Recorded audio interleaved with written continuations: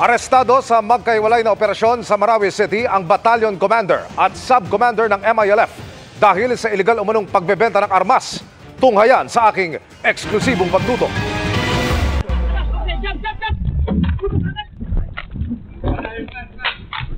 Ito ang operasyong ikinasa ng PNP CIDG sa Marawi City nitong nakaraang Lunes. Bante. Ang subject ng buy-bust operation, Battalion Commander ng MILF. Agad siyang pinadapa at pinalibutan ng mga naka-battle ready gear na mga pulis. Sa loob ng isang sako na na-recover mula sa suspect, natagpuan ang mga armas na ibinebenta umano nito sa undercover police officer. Ikaw may karapatang manahimik kung makawalang ibo.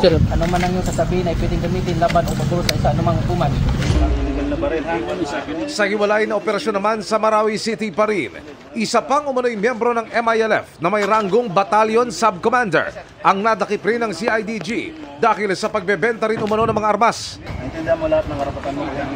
Naintindihan mo kuya. Na-recover sa operasyong ito ang 2 automatic rifle, 2 pistola, mga bala at iba't ibang paraphernalia. Patuloy naming sinusubok na makuha ng panig ang mga suspect.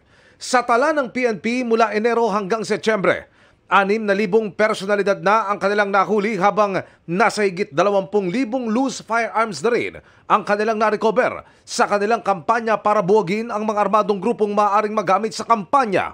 As early as last year po talaga ay pinaigting na natin yung ating kampanya against loose firearms dahil itong loose firearms ay isa sa mga risk factors na na-identify natin na maaaring makapag-impluensya sa mga election na campaign natin.